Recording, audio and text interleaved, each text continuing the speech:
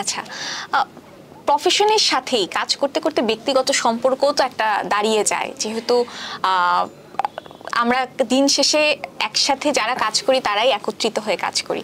তো সেই জায়গা থেকে যদি বলি যে এই যে দ্বন্দ্বটা আপনাদের মধ্যে হয়েছে যেটা দৃশ্যমান, আপনি কি সেটা মানে দাদার জায়গা থেকে মিটমাটের কোনো চেষ্টা করেছিলেন কিনা?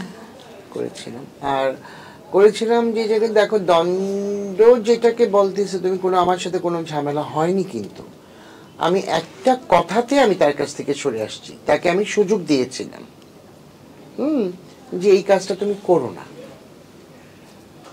সে যদি আমার কথাটা শুনতো তাহলে আমার সাথে এই মুহূর্তে থাকতো।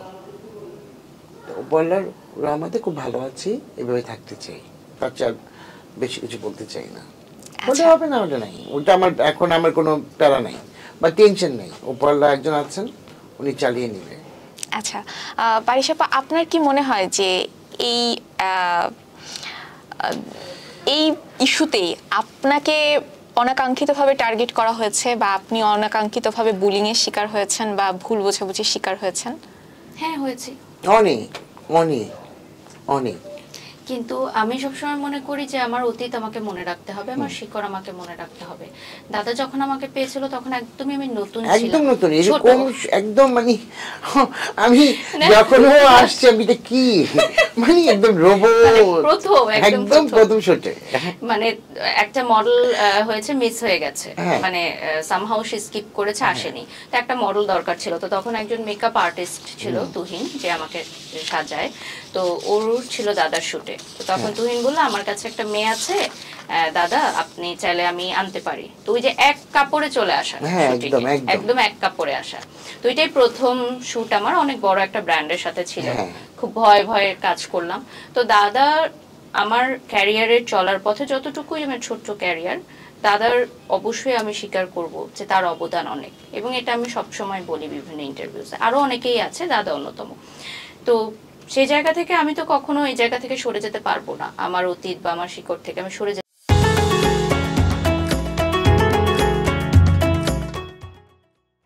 যেতে পারবো না। আমি রেসপেক্ট দিতে পছন্দ করি, আমি স্বীকার করতেও পছন্দ করি।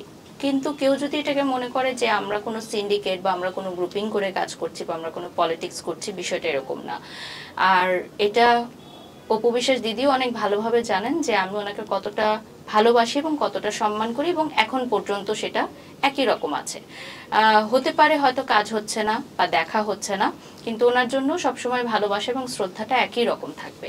এবং আমি অনেকবারই চেয়েছি যে তাদের এই সম্পর্কটার যেন একটা সুন্দর শেষ হয়। বাড়ির অনেক চেয়েছিল, কিন্তু হয় কি যে বাড়ির জন্য বললো শুভকামনা রইলো, বা আমি সবসময় যে এইটাই নিয়ে না গসিপ হবে। এই যে বারিশ খান এই কথাটা বললো, বারিশ মিশতে চায়, বারিশ শান করতে চায়, গৌতম শাহী করতে চায়, গৌতম শাহী করতে চায় না। রে ভাই, আমি মানে সবসময় তো প্রফেশনাল জায়গাটা থেকে না দাদা, পার্সোনাল অনেক এরকম অনেক আছে ঘটনা, এগুলো নিয়ে গসিপ হয়। এই গসিপের জন্য এই বিষয়গুলো স্কিপ করে যায়, অনেকে জানে না। ওই যে বারিশ কিন্তু ভালো কথা বললো, বা আমি একদিন বলছি না আমার বোন আমার পাশে, আমি ওর পাশে আছি, এইটি নিয়ে কিন্তু নোংরামি হয়েছে, যার জন্য এখন কোনো কথা বলতে চাই না, কোনো কথাই বলি না। কারণ এই যে ও একটা সুন্দর কথা বলছে মন থেকে, যে আমি চাই আমার সাথে দেখা হবে, ভালো, উনি ভালো থাকুক, ভালো, আমি চাই। আমি এতটুকু বিশ্বাস, বাড়ির সাথে যেখানে দেখা হোক বারিশ তাকে জড়ায় ধরবে বা সালাম গিয়ে করবে। বারিশের এই গুণটা আমি দেখি। বারিশ সবসময় দেখি যে বড়রা হলেও দাঁড়িয়ে যায়, সে যত বড় আর্টিস্ট হোক না কেন, দাঁড়িয়ে যায়, চেয়ার ছেড়ে দেয়, বসো দাদা বা বসেন দিদি, বা যে যেই হোক, ওর সিনিয়র যারা, এই সম্মানটা থাকলে জীবন যতটুকু আগানো যাবে।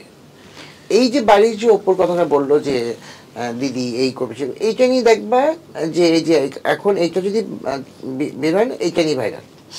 বারিশ মিশতে চায়, গৌতম শাহ মিশতে চায়, আর কাজ হচ্ছে না, বুবলির সাথে কাজ নাই, হ্যান নাই, ত্যান নাই, এই সব কথাগুলো হচ্ছে, মানে অপ্রাসঙ্গিক। হ্যাঁ, মানে এই টপিকের সাথে কিন্তু বুবলি আপু কোনোভাবেই জড়িত না, কারণ ক্লায়েন্ট যখন কোনো আর্টিস্টকে চায় তখন তাদেরকে নিয়ে কাজ করতে। যেমন রিসেন্টলি আমরা কিন্তু পরিমণি আপুর সাথেও কাজ করেছি, এবং হয়তো ইন ফিউচারেও করব। তো বিষয়টা এরকমই যে একটা সময় পর্যন্ত কিছু কিছু নায়িকারা প্রমোশনাল কাজে আসেননি, হ্যাঁ, তো যারা শুরু করে সেটা ঠিক আছে, কিন্তু এখন কিন্তু সব নায়িকারাই প্রমোশনাল কাজ করছে। এখন ক্লায়েন্টরাও চাচ্ছে যে সবাইকে নিয়ে কাজ করতে। That's it. আর সব অপু দিদির জায়গাটা দাদার সাথে কিন্তু প্রফেশনাল না, কখনোই।